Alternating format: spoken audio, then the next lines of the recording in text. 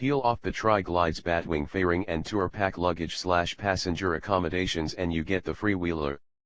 At least that's the sweetened condensed description, as there's other changes from the touring model like the Freewheeler's 12-inch mini apse and stripped down front end, with chrome nacelle and bobtail fender.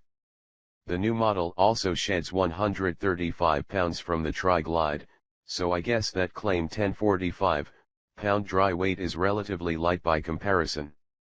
Think of it this way, if the Tri-Glide is an Electra-Glide with 3 wheels, then the Freewheeler is something akin to the Fatboy trike. If HD claims the Freewheeler's lighter weight and new bars which are positioned closer to the rider decrease steering effort and make the bike easier to handle. The brakes are a link system with an independent dual-disc 6-piston caliper arrangement up front. A comfortable seat and riding position are high points of the new Freewheeler. Above, HD claims the Freewheeler's lighter weight and new bars, which are positioned closer to the rider, decrease steering effort and make the bike easier to handle. Middle, the brakes are a link system, with an independent dual-disc 6-piston caliper arrangement up front. Below, a comfortable seat and riding position are high points of the new Freewheeler. My only experience riding trikes was, back in 1980, give or take. But as I recall, that big wheel hauled ass and was a sweet handling mount. It even sounded good, until my mom cut the clickers out of the back wheels. Fast forward 3 decades or so, add 1,000 pounds of rolling mass with 100 plus lb-ft torque at the back wheels and the experience should be more or less similar. Right? HD reps wisely discerned our crew of journalists would require instruction on the nuances of trike handling before turning us loose on public roads. As such, we had to navigate a low-speed orange cone slalom in the parking lot and do a 3-point turn, successfully engaging the reverse in the ladder maneuver. We were also reminded, over and over, not to place our feet down off the footrests while the bike was moving, as they could easily get snarfed up by those pesky rear wheels, the bane of many a motorcyclist riding ATVs too.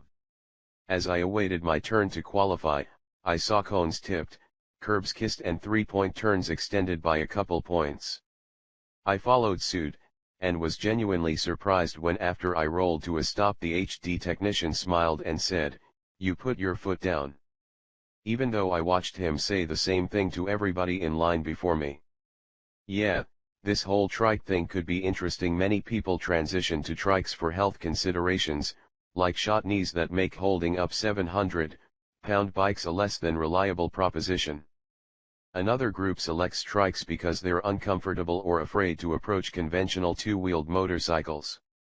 The irony with that latter group is that riding a trike is less intuitive and at times quite unsettling at speed. A 2-wheeled bike turns by leaning, with the rider counter-steering the wheel in the opposite direction of the turn. Even those riders who are blissfully ignorant of the physics involved intuitively counter-steer every single time they ride a bike or motorcycle. In contrast, a trike doesn't lean, at all, so riders must steer the wheel toward the direction of the turn like a car. If you're counter-steering a trike, you're drifting, which sounds fun, but beyond my ken. For motorcyclists, this fundamental difference makes the first miles aboard a trike a memorable experience. My first corners at speed behind the Freewheeler controls saw me wincing, as my brain couldn't 100% accept the new handling dynamic. It worked, but didn't feel right at first.